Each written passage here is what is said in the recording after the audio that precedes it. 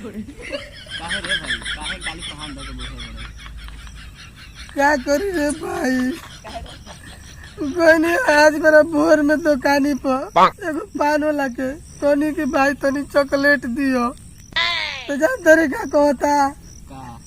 कहता की चॉकलेट का कहबो केसर कहले बाबा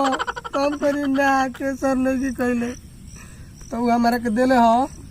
5 रुपया के बीमल देले हो कहता कि खइबा नु तो चॉकलेटों से बढ़िया मजा दी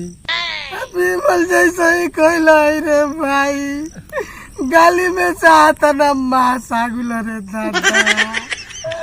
अच्छा तेरे भाई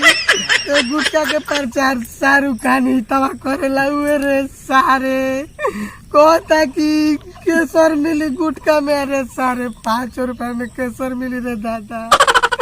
मैं हमारे गाल छिल दे रे भाई अब तो चॉकलेट वो हमारे तीता लगे तेरे दादा मत पूछ रे भाई अब ये मेरा शाहरुख खान के रुक हम शाहरुख खान भी लगले फोन मिलावत नहीं का कहता स्विच ऑफ करके रखले मेरे दादा ई गुटका किया के मुआ तेरे दादा झूठ मूठ के कहता कि केसर रे दादा आई रे दादा कितना आदमी के बर्बाद कर देला